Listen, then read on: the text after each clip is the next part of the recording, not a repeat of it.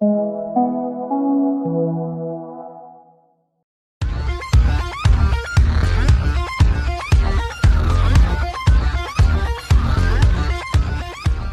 hello folks, this is the Gamification Report, episode 20. We have now made 20 of these reports on what's going on in the gamification, VR, AR literature as it relates specifically to learning. And this week we're going to take a bit of a dive into the area of self-organizing systems in higher education and have a look at Luhmann's Autopoiesis in game design. So let's take a little bit of a jump there because that terminology itself may have been a little bit difficult to follow. Let's look at this work by Jason Hochler's on autopoietic art systems. And what this essentially means is that if you look through this diagram, you can see that there's different systems of art. This is Duchamp, who did the urinal, one of the most famous bits of art from all history, talking about the fact that anything can be art if its intention is to be artful. And then you could go look at the word of Pollock's work, which of course was part of the new abstract art movement that we saw develop in the century. Post-formalism, we can see the work of Manzoni here, Kossuth, Art and Language, and Baldessari. So these are all different areas of art, and think about these in any academic discipline as separate systems. So you could replace this influence of Pollock, for example, be the area of anatomy. And you could look at this giant kind of wheel, which includes Duchamp, for example, as being something in the area of the physiology of the lung. So each one of these would be an independent field with its own subsystems of study. And what we're essentially doing with a student in a game system, which we would call an open world autopoietic game system, is they would be allowed to study these different spheres, these different domains of knowledge. So if we think about these as a domain of knowledge, it's a little easier if we untangle a picture like that. So again, according to his work, each system contains subsystems, but we can break them down. So we would have the whole subsystem. Suppose you were taking an art course. So this is all the different artists that have worked in the area of Cubism. These are your abstract impressionist, expressionism, and Dada. So these would all contain subsystems of knowledge, but they're different topics and clusters, but they are a system of knowledge. And what we mean by a system is kind of interesting, and it's what we want to explore today and try to make sense of that in terms of the game context.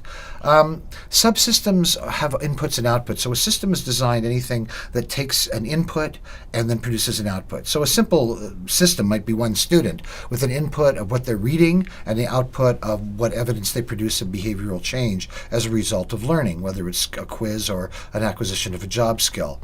And you can see that these kind of inputs and outputs are used even in setting up cell networks. These are called self-organizing cell networks.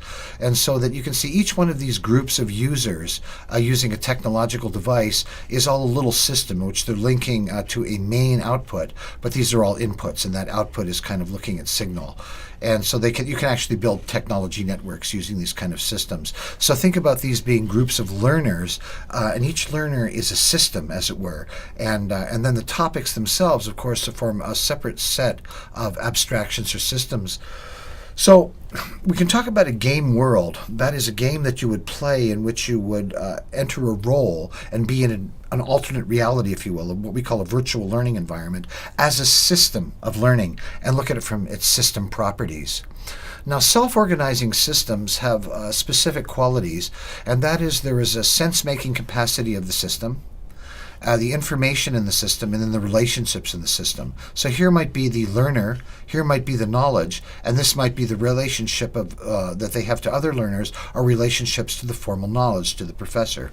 So these are conversations about who we are and creating this idea of self-organization to emerge. So if you simply create the right kind of system in game design, then these will start to interact in very interesting ways.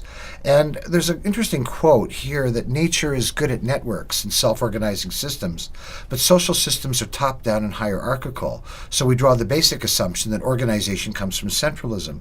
And we see this happen in universities. You have a dean and directors, and then program coordinators underneath that, professors and full professors, and then associate professors, and on to teaching assistants. These are hierarchical structures.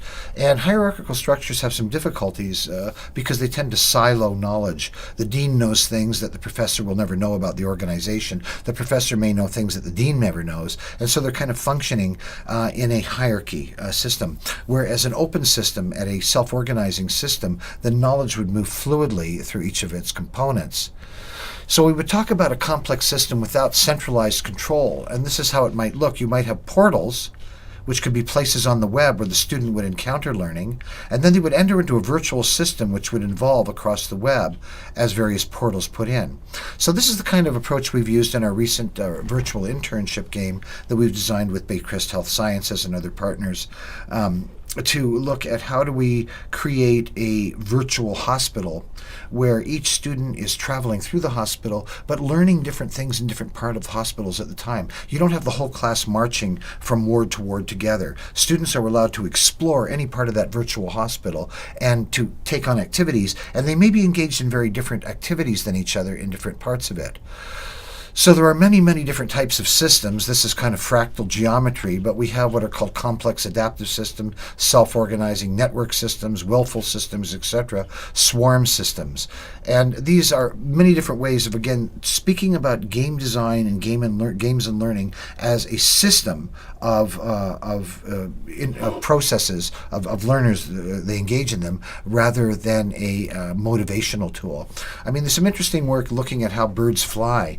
And birds fly up and down and back and forth, of course, but what they do that's very interesting is they have these microscopic adjustments in the actual position of their wings, and that allows them to make these really delicate, nuanced, and very creative moves. So you can't predict exactly what a bird will do when you watch it fly, because it's not just going to go straight up and down or forward. It can have all these variations depending on wind and other factors, how the bird will actually move. This is what we mean by kind of an open system. You can't predict where it's going to go at its start, because you've got so many factors that can spontaneously create new sets of order.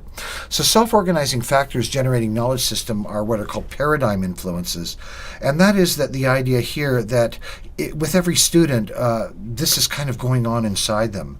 So we have understanding and curiosity at the base of the system, and then we have the students' own cognitive abilities, the methods they use are the instruments for learning, their current understanding, and their epistemology, that is the structure of learning and how they understand it. So epistemology might be, if you're teaching engineering students, they might have a whole set of assumptions and knowledge about engineering, which then lays a framework that these, and what happens when these all interact together is you see what's called an emergent structure, which is a knowledge system. And this is called a paradigm, or a different model or way of understanding it. So what you're effectively trying to do in building a game world is produce not only emotional landscaping, which we've talked about in other podcasts, but you're trying to produce this self-organizing system in which each student is able to have knowledge emerge as a result of shared experience and cognitive abilities and landscapes and leaderships and all of these different factors working together. So again, this comes back largely to the work of Niklas Luhmann's system theory. Niklas Luhmann passed away in 1998, and he was a sociologist at his core, and he talked about society as being what is called autopoietic system. So autopoiesis is something which is self-generative. So you can think about knowledge being generated by students in the classroom as an autopoietic function. And let me just put this in real terms. In our game Healer's Quest, which we piloted at Ryerson University between 2002 to 2004, in the teaching of science students, there were case studies that were given out. There was different degrees of difficulty in the case studies. And as they solved them, each group that was tackling the case might be looking at different aspects of the case. So one group was kind of interested in acupuncture and nausea and chemotherapy. So after chemotherapy, when you get sick, acupuncture has some clinical evidence that it reduces that nausea. So that group was very interested and began to explore that. And then you had another group on the other side of the room that was more looking at the sociology of cancer treatment and trying to understand a little bit more about how we should incorporate things like alternative medicine versus conventional therapy for cancer and psychology. So I couldn't plan exactly where each of the students would be in the course, but we set what were called limit cycles and kind of attractor regions, and we'll talk more about those in a second. So there are ways that this doesn't just become a random learning experience.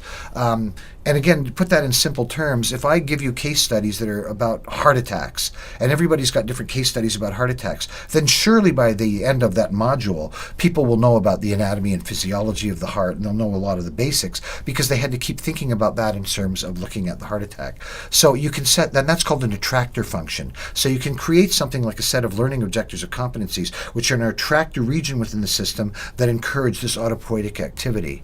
So there's these different influences, and this autopoiesis and biology of cognition was very strong, and he's known for his work of starting this. So this is the idea of what we call a center of gravity. I called it an attractor region in a course. So you've got pure chaos in one level in a course where anything goes. People could go off and study automobile mechanics in a biology course. It would be fine. And then you've got command and control, which is a lot of, quite frankly, what we see in higher education, where you have an instructor dispensing information, whether it's online or in person. So when you create an environment which is called a center of gravity, then systems can self-organize somewhere between chaos and command and control. And this is the ability that we see in good game systems, where command and control has to do with the learning objectives and competencies, but chaos it has its influence in students are allowed to pace their own learning, but not just pace their own learning. That's kind of a benign dictatorship. They're actually allowed to generate their own learning experiences based on interaction with the simulation. And so the simulations function as a center of gravity to drive the learning. And so we can see that this gives rise to all kinds of fluctuation behaviors. I just want to look at this for another moment, and that is that systems can be in steady state and can then become excited, and then can become ambivalent and enter into refractory modes. So that means that in the course of running a gamified open world course, there are different sets of changes that happen within the system itself, where new learning opportunities are opened, but then they may return again to steady state conditions where they would want to use very conservative inputs such as lecture and PDFs and resources to anchor their learning. And then from there they would get excited, and then they would start to move out and discuss new content. So we're applying some human behavior to what are thermodynamic laws. But these equivalencies have been written well in the literature over the past 40 years, ever since Ilya Prigogine won the Nobel Prize for his work on self and organizing systems in thermodynamics. So people like Eric Jantsch, etc. Now these are Mandelbrot groups, and this is kind of interesting. This talks about self-similarity and self-organizing systems. And that is that this is Cox-Snowflake using Mandelbrot equations, and you can see that by building these basic structures, as these get more and more amplified, you end up with structures which resemble the previous structure. So this is the idea of interaction channels between similarities. So you build a more complex system. So in terms of learning, you have a basic structure of knowledge about the world, an epistemological structure. So this might be the agreement that physics and chemistry and mathematics are all correct and accurate. So we would take that core understanding, and then we would begin to apply it to a clinical problem. We would then look at the different nuances within the clinical problem, again building off these core principles of psychology and biology and physics, etc., that they get more and more complex as we proceed. So this is what we mean by a self-organizing system, that the core principles that a student might bring into learning can be amplified. And it's very hard to do this in linear instruction when we're in a classroom giving lectures, because students aren't allowed to take all of these side explorations and begin to build off these models of systems, because we're prescribing where their learning is going. And you can see that what happens here in the, this is birds migrating, and you can see that these chaotic systems somewhere, again, these gravity points or attractors in systems allow what would normally be a chaotic phenomena, birds flying all over the place. They're actually into great order. So there's command and control and chaos expressed in these kind of open systems that we see in nature. And so this idea of a self-organizing system gives rise to one other area that we want to touch on today before we finish, and that is the idea of a dissipative structure. And this is the work that Ilya Prigogine won his Nobel Prize for. We're talking about dissipative structures. And what it is that dissipative structures in physics are those in which entropy is accrued in a system, but it's dispensed in the form of higher organization. Entropy as it builds in systems is normally in more conservative systems, and what are called non-dissipative structures, conservative structures. You would heat up a cup of water, and when you turn off the stove, then the water stops boiling, it goes back to its original state.